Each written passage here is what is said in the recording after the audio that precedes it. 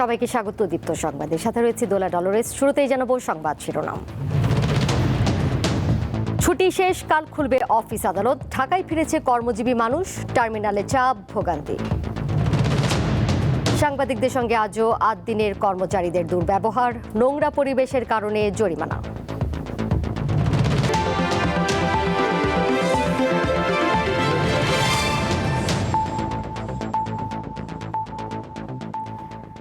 আজ শেষ হলো ঈদের ৭ দিনের ছুটি। কাল খুলবে সরকারি বেসরকারি অফিস ও প্রতিষ্ঠান। ফলে সকাল থেকে রাজধানীর রেল স্টেশন এবং বাস ও লঞ্চ টার্মিনালে যাত্রীর চাপ বাড়তে থাকে। অতিরিক্ত যাত্রীর কারণে কাউকে কাউকে কিছুটা ভোগান্তিও পড়তে হয়। পবিত্র ঈদ উল আজহা উপলক্ষে টানা ৭ দিনের ছুটি শেষ। সোমবার থেকে খুলবে অফিস আদালত, ব্যাংক, বিমা সহ সরকারি বেসরকারি সব প্রতিষ্ঠান। তাই রবিবার ভোর থেকে ঢাকায় ফিরতে শুরু করেছেন কর্মজীবীরা।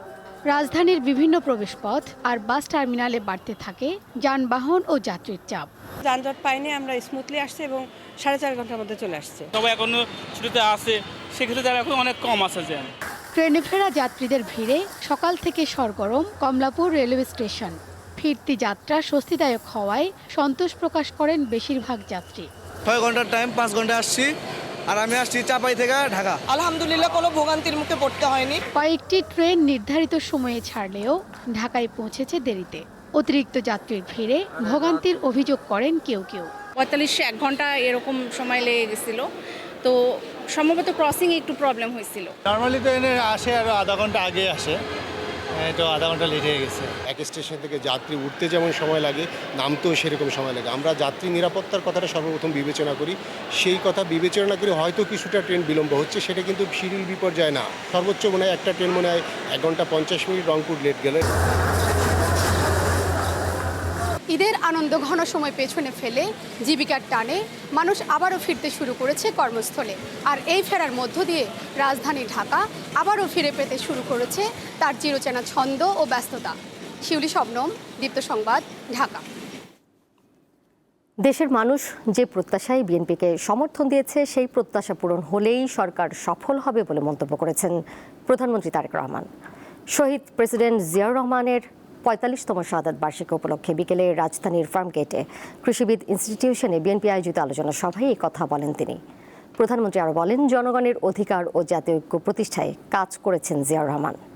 সততা, দেশপ্রেম ও দায়িত্ববোধ ছিল তার জীবনের মূল আদর্শ।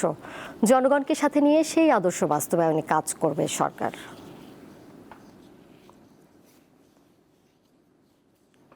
আসুন আমরা সকলে মিলে চেষ্টা করি, যে ম্যানিফেস্টোর পক্ষে বাংলাদেশের মানুষ রায় দিয়েছে, সেই ম্যানিফেস্টোকে বাস্তবায়ন করার মাধ্যমে একটি সফল সরকার আমরা কার্যক্রম, সফল সরকারের কার্যক্রম যাতে আমরা শেষ করতে পারি, তাহলেই আমরা একমাত্র 30শে মেতে শহীদ জিয়ার প্রতি পরিপূর্ণ সম্মান প্রদর্শন করতে সক্ষম হব বলে আমি বিশ্বাস করি। রাজধানীর মগবাজারে ৮ দিন হাসপাতালে ভ্রাম্যমাণ মোবাইল কোর্ট পরিচালনা করে ৩ লাখ টাকা জরিমানা করেছে ঢাকা দক্ষিণ সিটি কর্পোরেশন। এর মধ্যে নিরাপদ খাদ্য আইনের আওতায় 2 লাখ টাকা এবং ভোক্তা অধিকার সংরক্ষণ আইনের আওতায় 1 লাখ টাকা জরিমানা করা হয়। বিকেল ৩টা থেকে সন্ধ্যা ৬টা পর্যন্ত এই অভিযান চলে। ডিএসসিসির নির্বাহী ম্যাজিস্ট্রেট আমিনুল ইসলাম জানিয়েছেন, তাপমাত্রা নিয়ন্ত্রণ ও পর্যবেক্ষণ ব্যবস্থা না থাকা এবং অস্বাস্থ্যকর পরিবেশে স্বাস্থ্য সেবা কার্যক্রম পরিচালনার জন্য এই দণ্ড দেওয়া হয়েছে।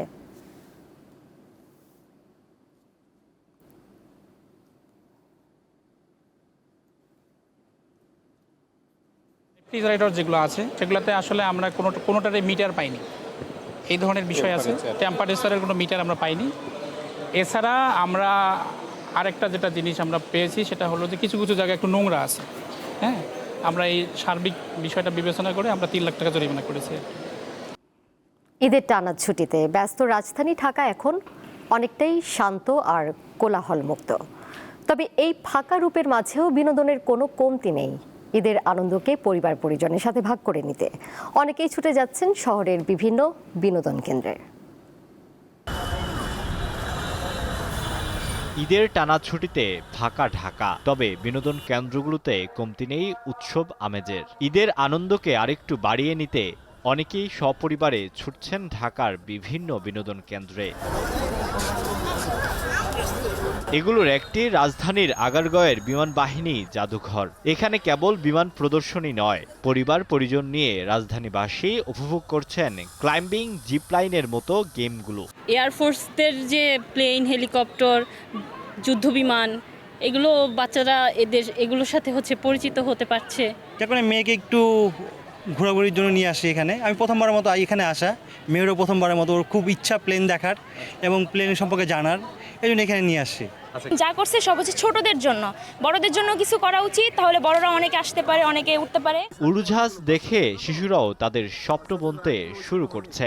ভবিষ্যতে পাইলট হব, বিমান চালাবো, এইখান থেকে ওই দেশে নিয়ে যাব, এই দেশ থেকে ওই দেশে নিয়ে যাব, আবার ওই দেশ থেকে ওই দেশে নিয়ে যাব।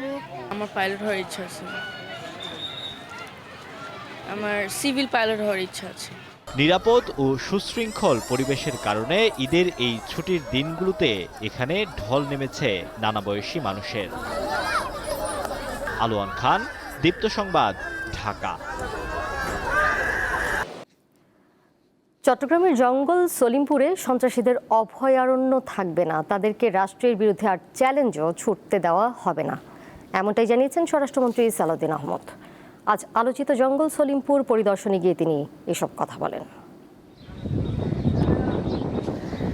সীতাকুণ্ডের জঙ্গল সলিমপুর যেন রাষ্ট্রের মধ্যে আরেক রাষ্ট্র। একসময় এটি ছিল অস্ত্রধারী সন্ত্রাসীদের অভয়ারণ্য, তাদের নিয়ন্ত্রণে ছিল সবকিছু।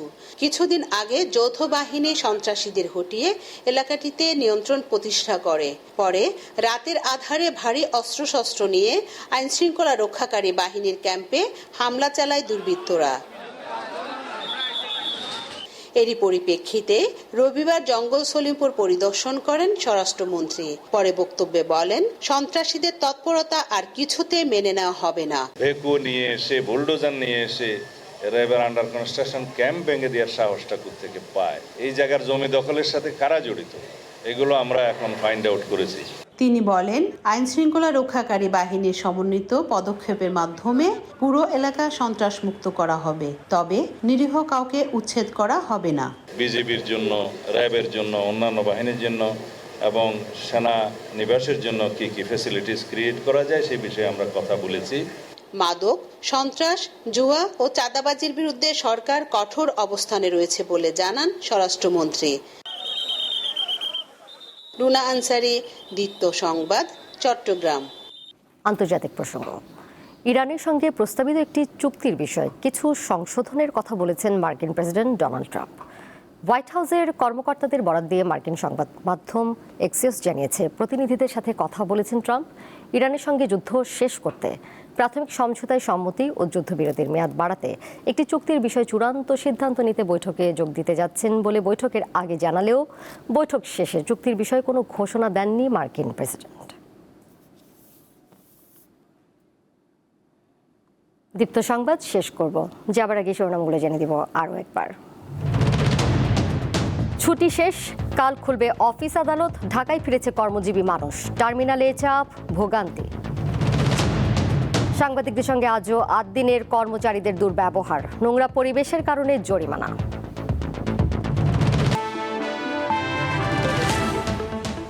এই ছিল এখনকার মতো, এর সাথেই বিদায় নিচ্ছি আমি তোলা ডলরেস। আর তথ্য এবং বিনোদনের নানা খবর জানতে যুক্ত থাকুন দীপ্ত ডিজিটাল প্ল্যাটফর্মে। সবাইকে ধন্যবাদ এতক্ষণ সাথে থাকার জন্য।